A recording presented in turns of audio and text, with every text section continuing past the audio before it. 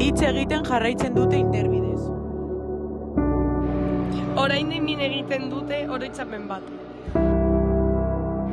Baina gu beldurrarekin jarraitzen dugu bizitzen. Isilune astun bat.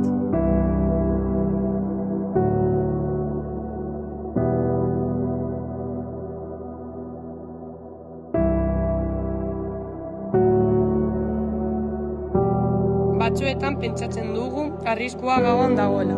Kanilun batean, itsas ezazegu batean, baina beldurra ez da beti urrutitik datorrela. Beldurra hasten da zure pausoak azkartzen dituzunean.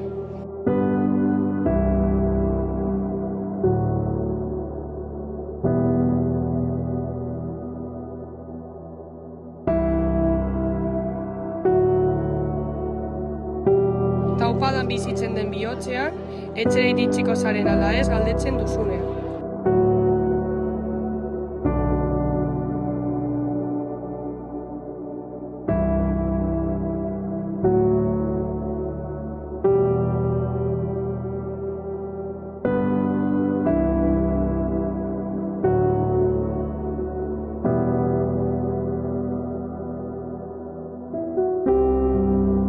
Baina indarkeria ez da beti kanpoan egoten, batzuetan barruan dago, behin zainduko zintuela esaten zuen pertsonen.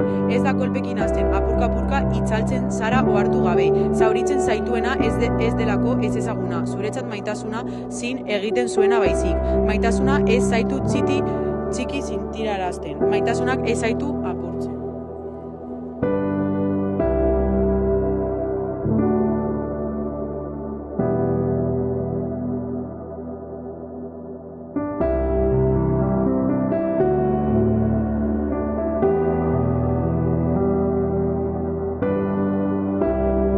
Indarkeria ere badago libre sentitu beharko genuke lekuetan. Taberna batean, lagun artean, barrez, baina agertzen da norbait ezetz ulertzen ez duena. Zure espazioa bere eskubidea balitz bezala hartzen duela. Insistitzen duena.